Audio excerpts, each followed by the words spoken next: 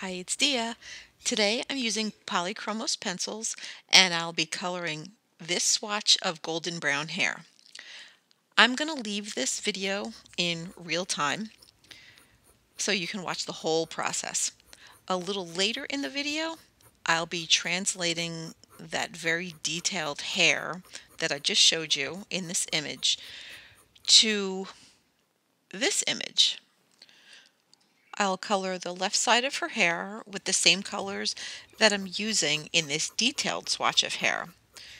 And you'll be able to find the image of the girl with the pretty hair that I just showed you in the information box below, and you can download it, and then you can color along with this video later on if you like.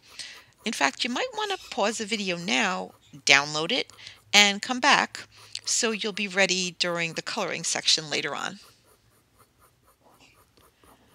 The first color I'm using here is a Polychromos color called Bister. And as you can see, it takes many fine strokes to create hyper-realistic hair. So I know you've heard me say this before, but I'm going to say it again. Just take your time. Do it when you have some time to get into it. I've had a couple of people ask me, why can't you just lay down the first layer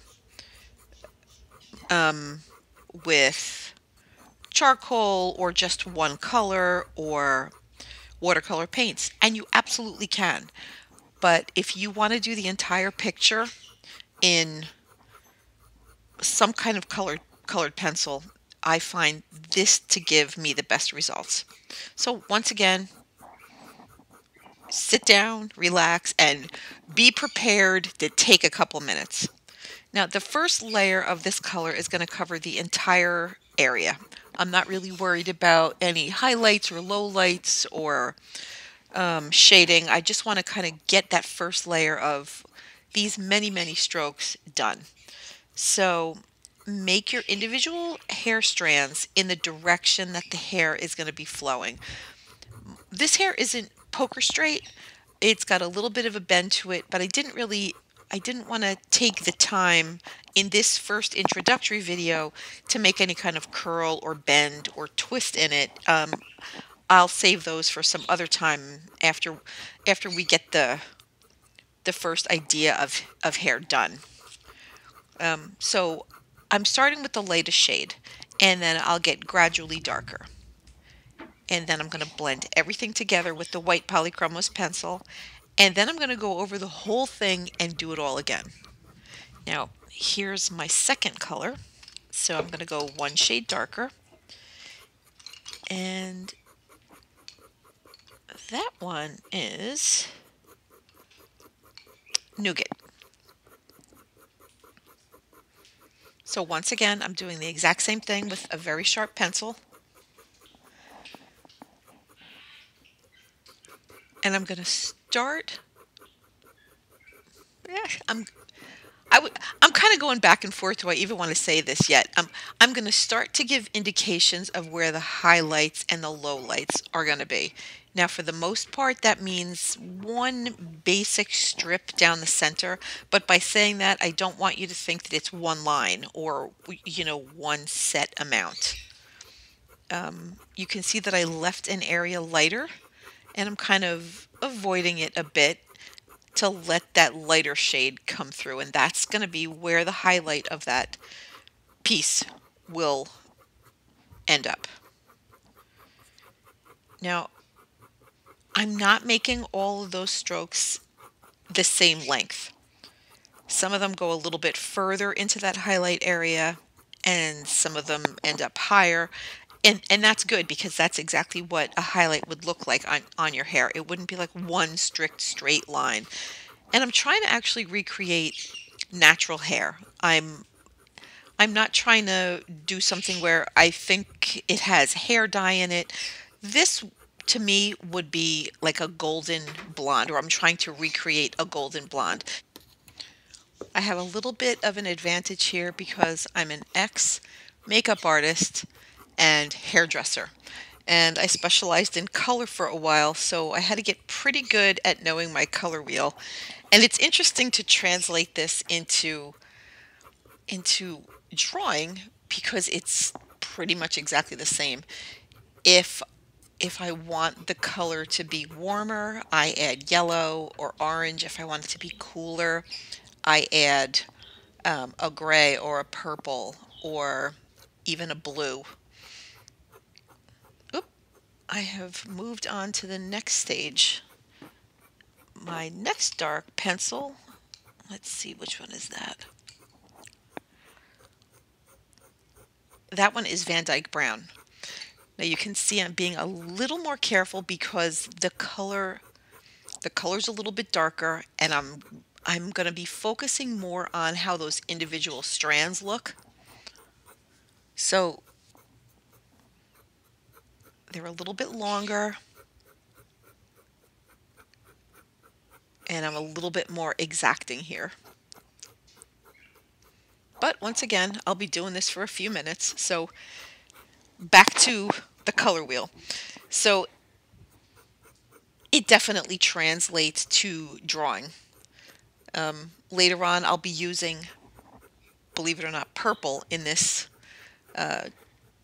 just because it adds more depth than just plain black. Black is very cold, it's very neutral, and if I add purple, there's a few colors that are in purple naturally, red and blue, so you accidentally or by default add those colors to your drawing when you add purple, because that's a secondary color, so it's a mixture of two different shades. So I think it makes for a more interesting look, and I'll remind you later when that's about to happen.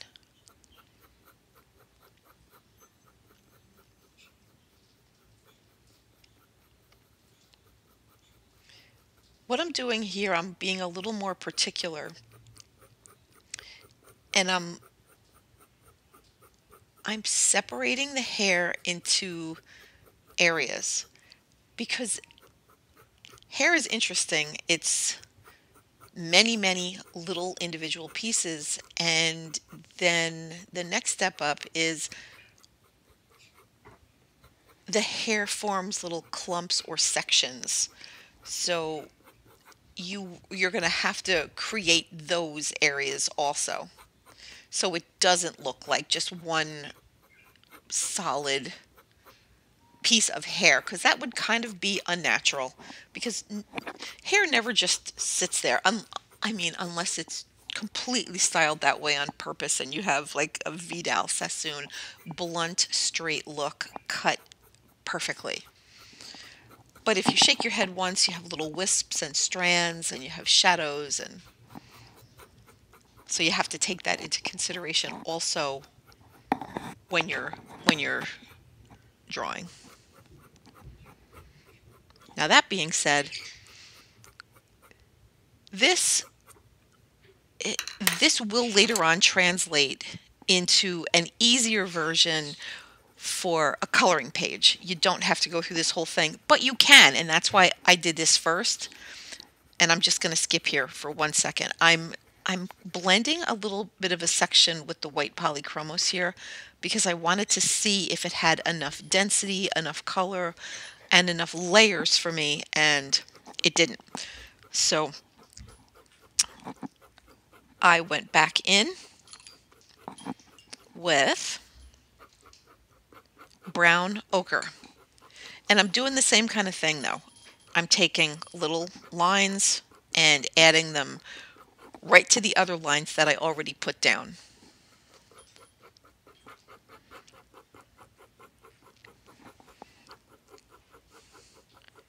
Now, since there's going to be a lot of individual hair sketching here, I thought I'd also talk about creative people and some of their mysterious ways. I made a chart of creativity symptoms, and I have a feeling that if you're watching this video or you watch any of my videos, that some of those symptoms on the chart might apply to you. So I'm just going to talk about it for a couple of minutes. One of the first things on the chart, and that I notice, is that creative people are not influenced by others. They march to their own drummer and many times can see many solutions to one problem. So where other people might see a black and white answer to something, many creative people don't. They have solution after solution. And that's why some people think that they're not quite confused, but that they're indecisive. It isn't that they're indecisive, it's just that the world is every single color of the rainbow to them, and every single color of the rainbow equals more options. Another thing that creative people do is daydream. Whoop, you know what? I'm going to interrupt myself for 1 second here. And that's the purple. This is actually blue violet. And I'm going to start to look for the sections of hair here. So up to this point, we've really been drawing little individual lines to make the hair look voluminous and to make it look like real hair. So at this point, I'm looking for not quite a pattern, but certain sections of the hair to make it look real. And I'm dividing up that chunk of hair, that one swatch, that one piece, into smaller sections, just like anybody else's hair would look. Now, as you can see, I'm putting the purple right over the top of all those browns, and it doesn't really look purple, it looks shadowy. Now, your shadows might not look like mine, and that's actually good. Put them where you want them. Put those extra little pieces that might stick out. Everybody has flyaways. Some people have split ends, and it should look like that. Now I'm going back to, oh, actually that's walnut brown. So I'm going even a little bit darker now.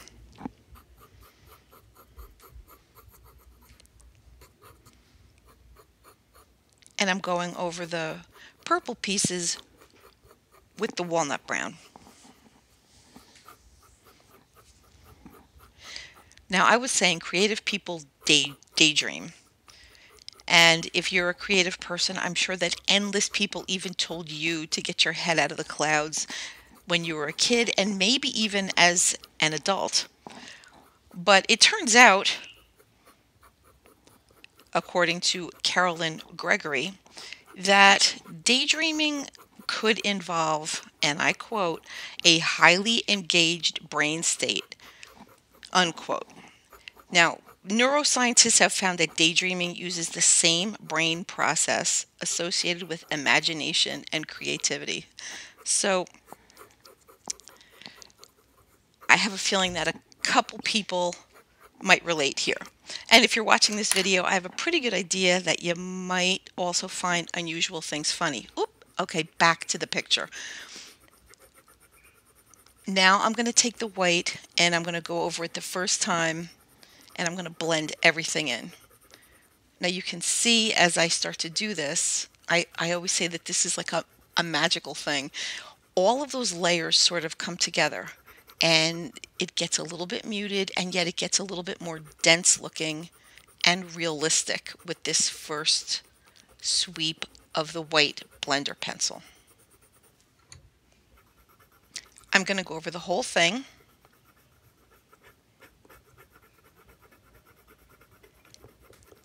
Even the center part, and just blend away. Now, what I was saying is that creative people find unusual things funny. I'm sure that you've laughed and you've gotten sideways glances from people, and yeah, it probably means you're creative. You laugh at things that some other people might not think are even funny. Oh, and if you're lucky enough that you have a group of people and you all think those odd things are funny, you're lucky because you found your tribe. Oh, here's another thing. Okay, did this ever happen to you? You forget why you walked into the kitchen, or you have to remind yourself to take out the garbage 10 times before you remember to actually do it. And then you're in the middle of a conversation and you're distracted. Oh, look, a squirrel, like that old saying goes. Yes, that's another symptom. Um, and this is one negative. Creative people can be anxious and nervous. Um, that usually means, or sometimes means, that you're thinking a lot. Your brain is always going. You observe everything. You people watch, and all that's a lot of input, and it's constant input. So think about it this way: you're a special group of people, and that input is it does great things. I'm sorry for my bird in the background. I think he's looking for my attention. Um, yeah, you're you're getting tons of input. So be nice to yourself and know that it's all coming in, and it does end up doing very good things. We get to do art, we get to color, we get to draw. Now I'm starting the entire thing over again. So I'm going over everything with Bister, just like I did in the beginning. It's the second layer. It's kind of glazing and kind of just another layer. So here goes layer 2. Another thing that creative people have an issue with is, well, some of us, fitting into a 9 to 5 schedule. Some people get their most creative after dinner. Some people even later. I have a tendency to get creative late at night. I can end up working till very late because for some reason that's when my brain starts to spin. And that's another thing we do. We lose track of time. We get into what we love so much that time doesn't even seem to exist anymore. Have you ever started a project maybe after dinner and then before you know it, it's 3 a.m.? Poof. So, yep, check. That's another creative box. And creatives are also very influenced by their surroundings. They love beauty. They get energy from sunrises, sunsets, flowers, a walk in the woods, and basically nature in general. Whoop! Here's the next pencil. I think that's nougat again. Yep. And they might be fascinated by architecture, or even the line of a new car, or the way a garden path twists and winds. So if any of these things happen to you or sound familiar, well, I bet many of them or all of them do. It just means you're creative and you're in good company, but you probably already knew that. So that's my creativity info for the day. And that chart will also appear again at the end, and I'll give you the information for the chart in the info box below. And for the rest of the video, I'll just be talking about the pencils and how to get this look. And I will be talking about like how to do stray hairs and how to use the eraser a tiny bit also.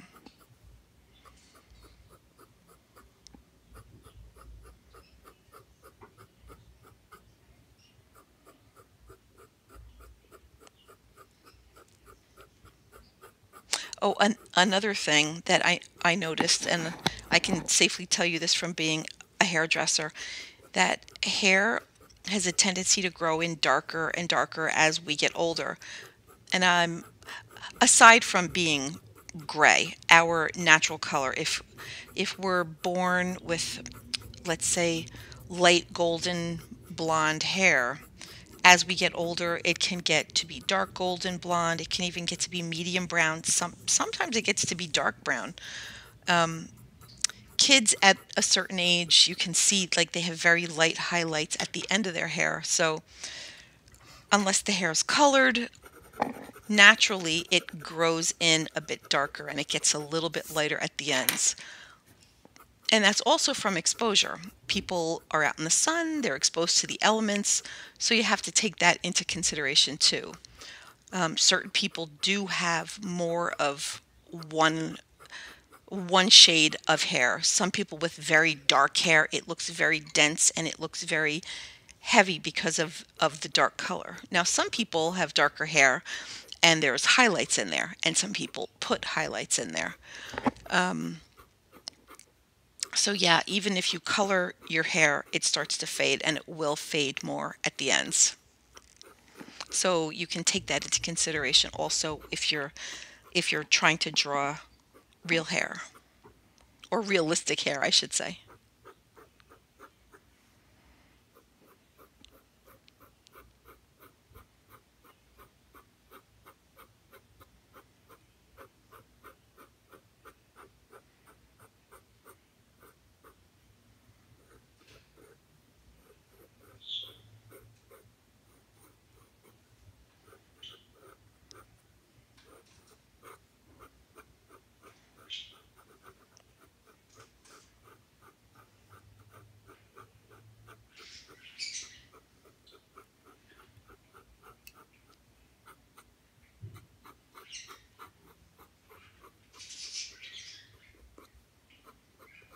As I add more and more layers, it starts to get more realistic looking. I always say this, but I wish you could look at the actual picture closer, because you know you're getting it from a farther distance than I'm actually looking at it, because the tripod keeps the camera a bit away, and so there's details, and like the hairs that I drew almost fall into their own sections at a certain point, and you can highlight or low light those sections that you've created with shadow.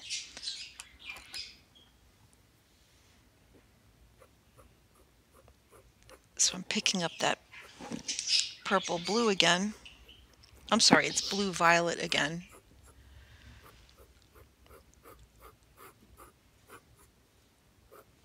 To accentuate those areas even more.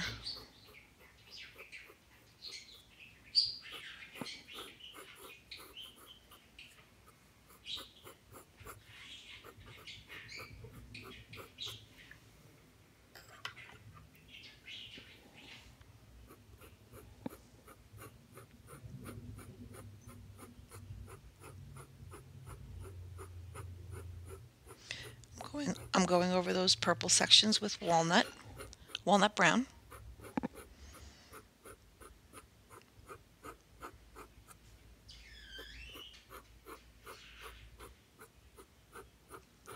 Another thing I want to tell you about these individual hairs is that they all don't have to start at the top or from the exact same spot. You can start them in the middle, you can start them at the top. In fact, it's better that way because it looks more realistic.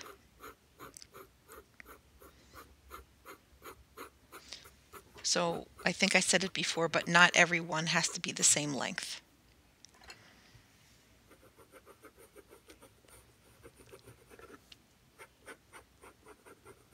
I'm doing a little more blending.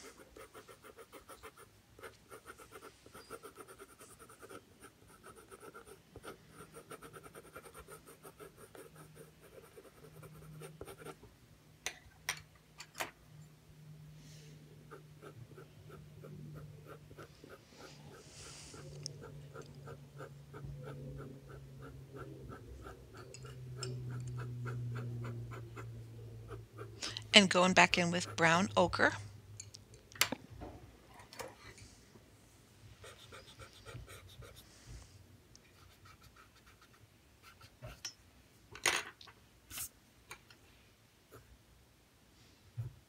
I'm drawing some stray hairs.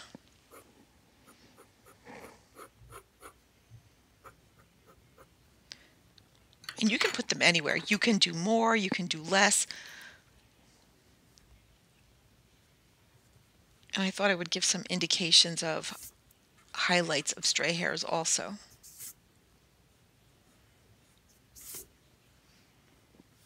I would normally use my Mono Zero eraser for this, but I know not many people have it. So I picked up an erasable colored pencil and I used the eraser on the end of that, and it's working fine.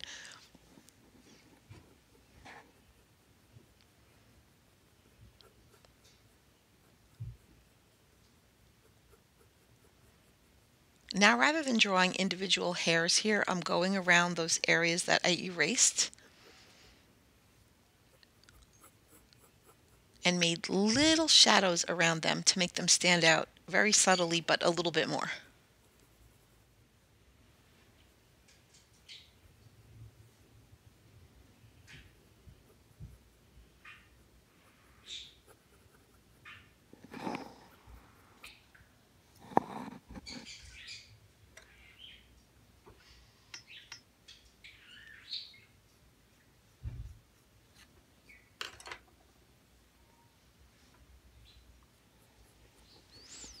I just used the eraser to soften up those stray pieces.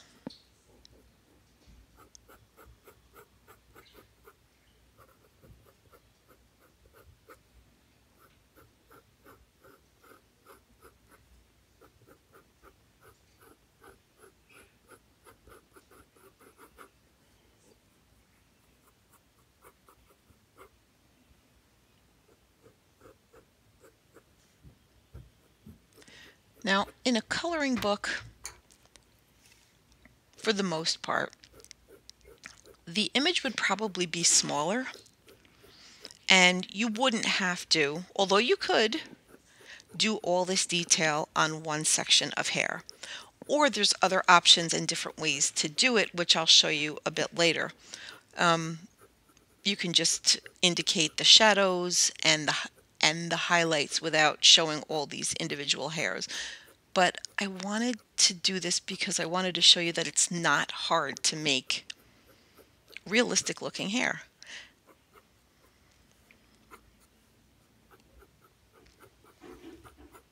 It's actually kind of fun. It's relaxing if you have the time.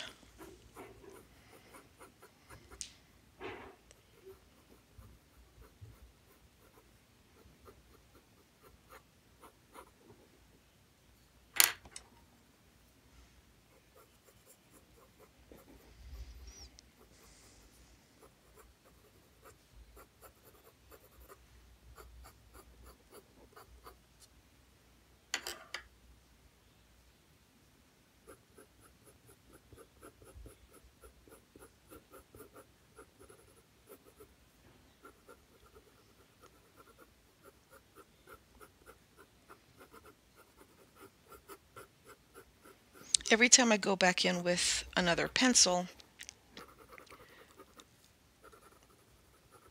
I'm just forming more shadows or shapes that I think make the piece more realistic. I also decided to bend the hair slightly at the bottom because I thought it just made it a little bit more interesting looking, rather than just like cutting it straight across like it just had a haircut. This made it look a little bit more natural.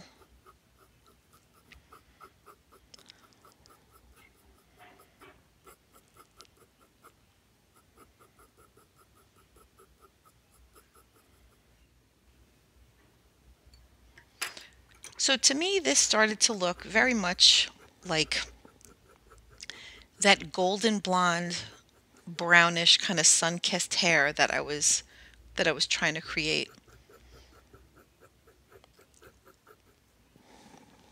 I added a little bit more of the brown ochre at the bottom. And afterwards, I went through it a little bit with the burnt ochre to add just a little bit more warmth to it. I'm blending the bottom now with the white.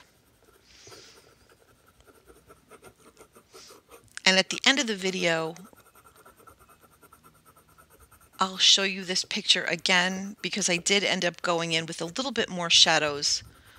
But I could have fussed with this all day, so I didn't want to make the video too long. And I did want to go to the picture of the girl and show you how you can translate this into a coloring book picture where the bends and the curves of the hair are already indicated. This one I sort of created out of thin air.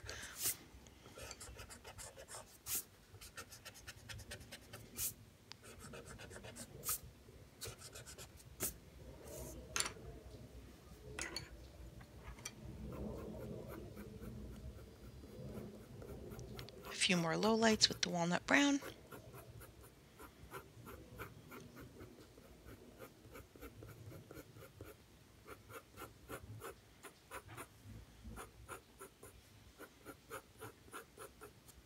I love that point in a picture where it actually starts to look like what you thought in your head.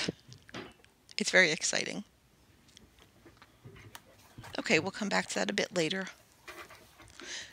And now I'm going to show you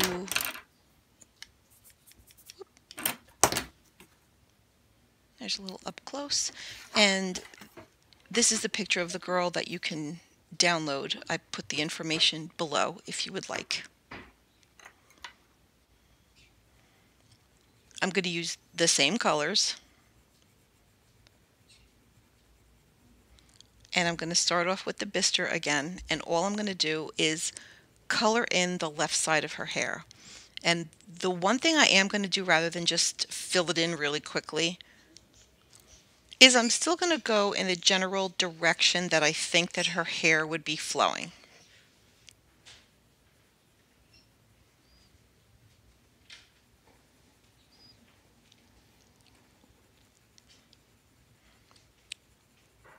And although I am going to color in each section separately, I will push a little bit harder in the area that would be close to her part on top, and in the areas that look like they might be the end of a curl or an overlap, and I'll show you what I'm talking about when I get to that part. I'm going to leave this part in real time too.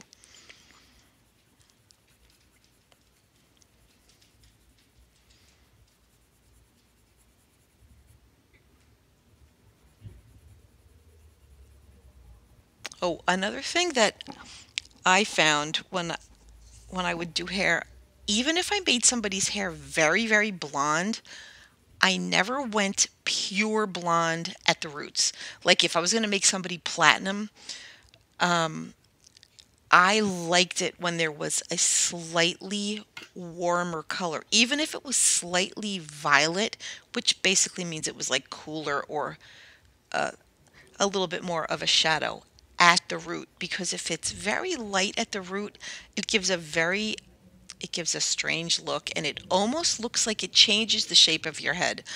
And your hair naturally looks darker at the roots because of the shadows that the way your hair falls creates.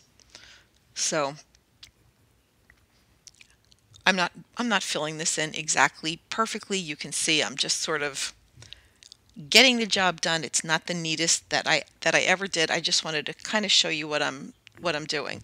Now that area next to her chin, to the left, that area looks like it's by her face, but that would actually be behind her. So that area is dark. Now I'm going to leave that little piece at the end a little bit lighter because, like I said before, the ends of your hair usually are darker than the roots of your hair.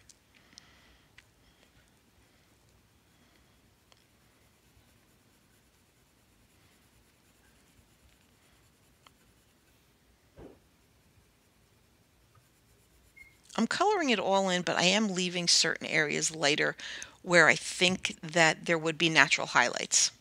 Now you can see that I'm making a little bit darker near the part.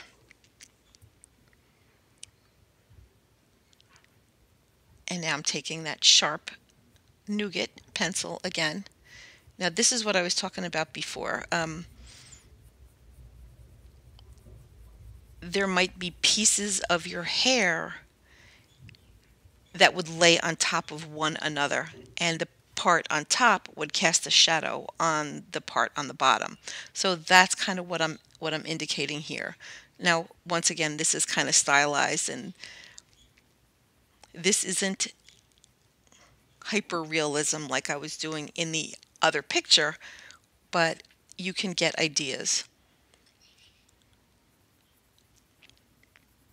Now I left that area lighter up on top because I thought maybe the light would be reflecting off of there. Now that area kind of goes in a little bit and it recedes, so I make it darker. So that's another color theory thing, light and shadows. Anything dark makes something go back or recede, and anything lighter makes the object come forward. So if you have a very dark shadow behind something, that lighter thing stands out even more because of the dark shadow behind it.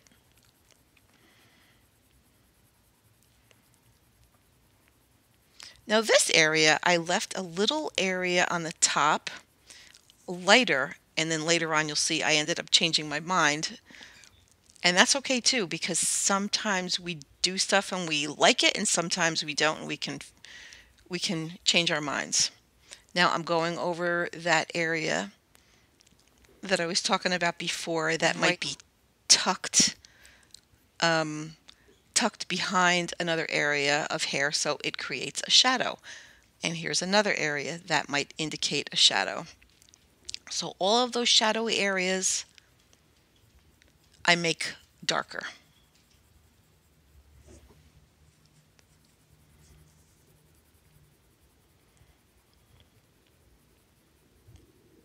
Some people color one area at a time and finish it up completely.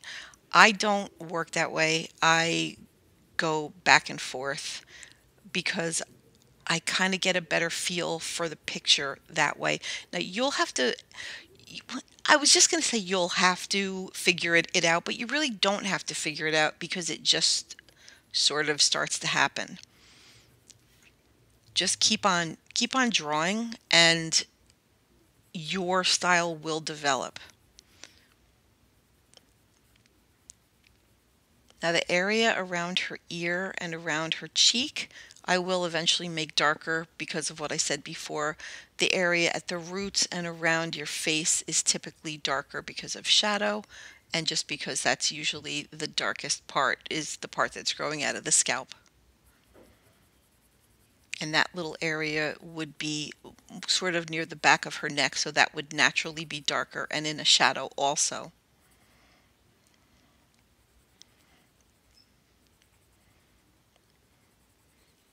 Now you could just blend this with white or with even another light brown and leave it as is. But I like detail. I like nuance. I like the play of shadow and light, so I have a tendency to add a lot to my pictures. And you can pick either way for yours. You can stop here or you can keep on going with me.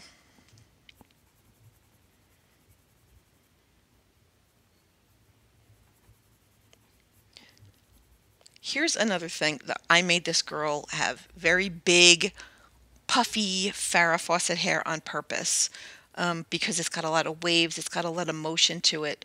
You can add to this. You can make it any color you want. And you can add curls at the bottom. You can add curls on the side. You can add more highlights with a white Posca pen, or is it called Posca? I have to look this up now.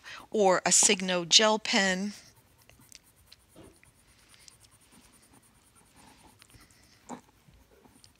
It is a Posca paint pen. Okay.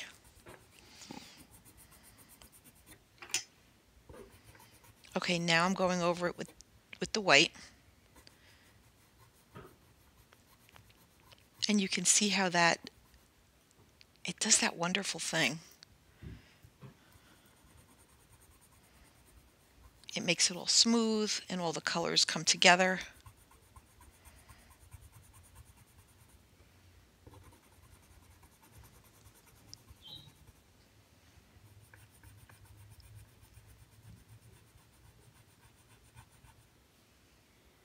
It's interesting because once again it kind of mutes it and intensifies it at the same time.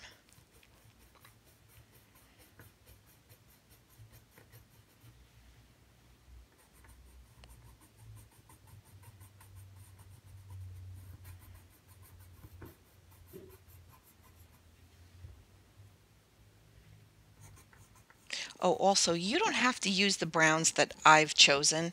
If you want to make the browns more gold or cooler, cooler just means less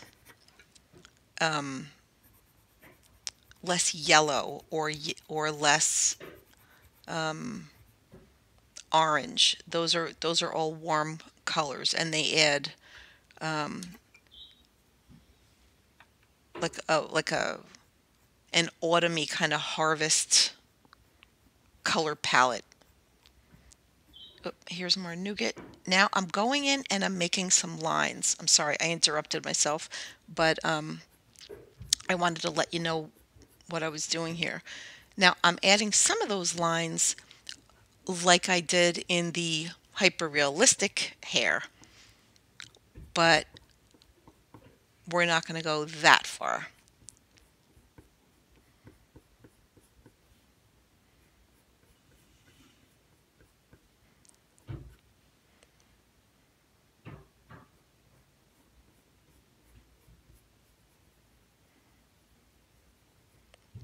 So there's that darker area by the face.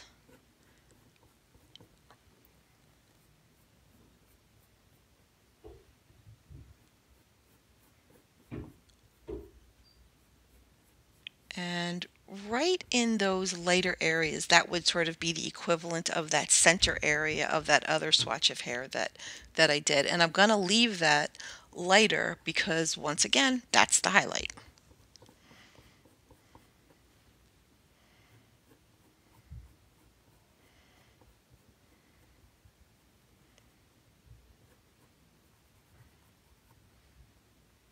And I drew this picture in an exaggerated way so you could definitely see the bend in the hair and the highlight and the low light areas, and how the darker areas, when they sort of recede into another area, like those little pointy areas at the bottom right there, those would be darker because they're kind of blending in with another section of hair.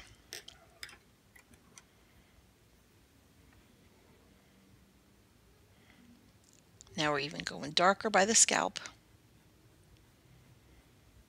with walnut brown.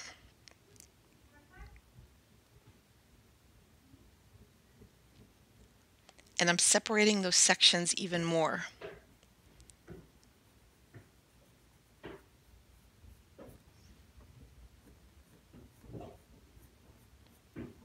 Making some individual hairs.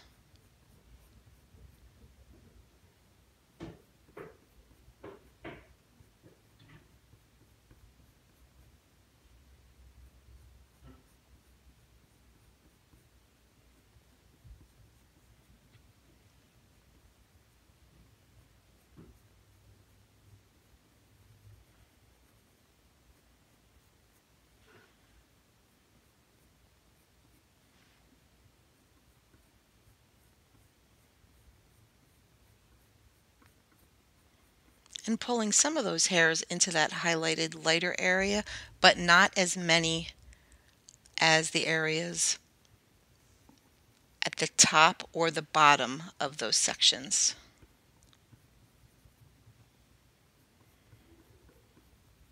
And once again, it's just a matter of taking your time,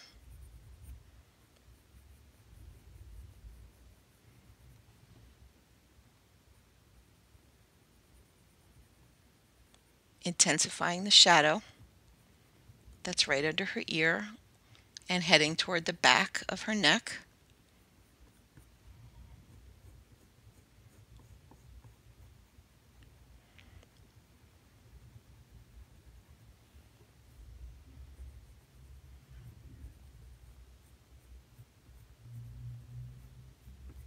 Highlights are fun if they're done right also. Highlights and shadow.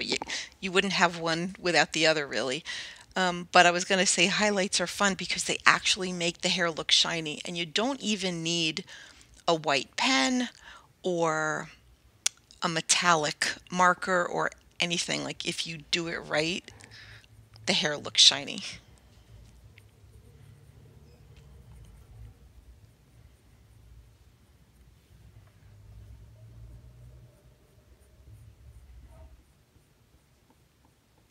Other things can look shiny too. For example, I did a Christmas ball, or you can make a gold cup or a gold frame, and you don't really even need that many colors. You need a yellow, about two browns, and a black, and you can make something look very gold and very authentic.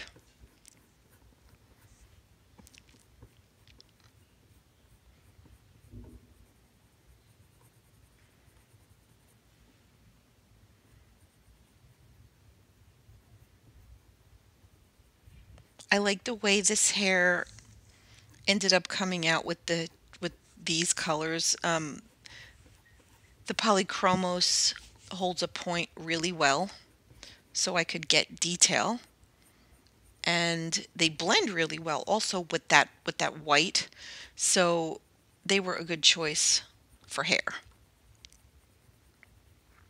I'll be interested to try the Prismacolors also because I found that they're very soft and creamy and they blend like crazy, but they don't hold the point as well. So I'm gonna see what that's like.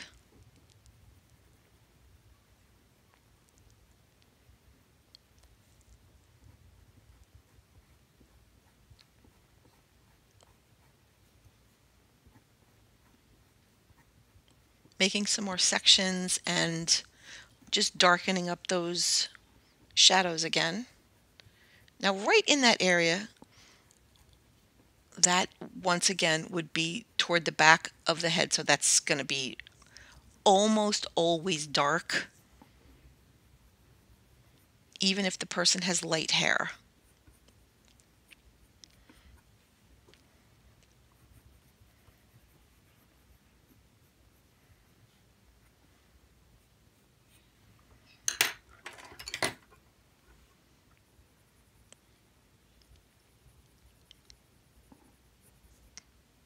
That's that shadowy area.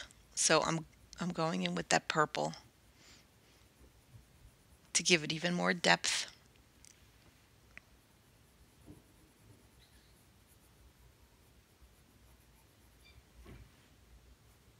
Purple's also used quite often in hair rinses and toners.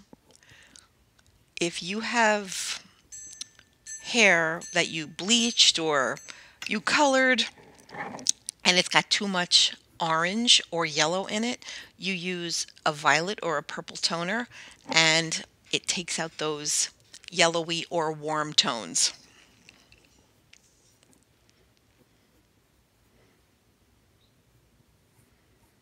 So if you put purple over the top of a warm color or a yellow color, it neutralizes some of the yellow and it creates a natural shadow also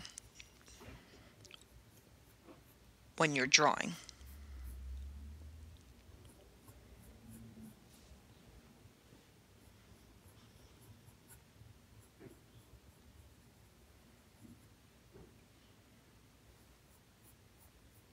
So at this point, the left side is almost done, and I'll probably go back in and fuss with it a little bit more, possibly add some more warmth, possibly add some more shadows before I take the final picture. And and then I will eventually do the other side, but not for this video. Okay, here I went back in with some of the browns just to intensify certain things. And you know what? I have a tendency to be much more careful while I'm recording because I want the picture to come out nicely and I want to be able to explain it. And then sometimes by the end, I realize, oh, there's things I should have done to begin with. But I was being a little bit too careful. And this nice warm brown here was probably one of those things.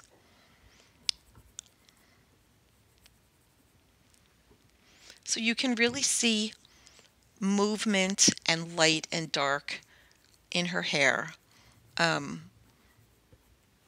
It looks full. It doesn't actually look perfectly real, but you can definitely tell it's supposed to be hair. And I hope that was enough information that you can complete the other side. I wish there was a way that you could post things so I could see what you do afterwards. Well, actually, you can always join my Facebook group. It's called Lenihan Coloring Gallery. I would love to invite you all, if you're not already a member, to find me on Facebook. And I'll let you right in. And I guess that's about it for now.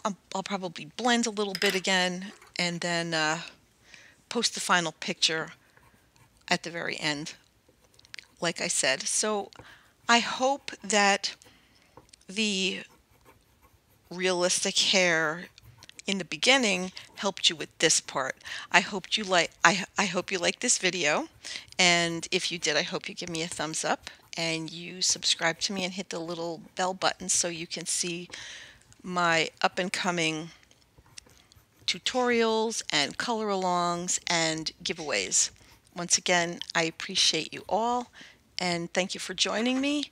And I had a whole lot of fun today and I hope you did too. I will see you soon in the next video. Thank you. Bye.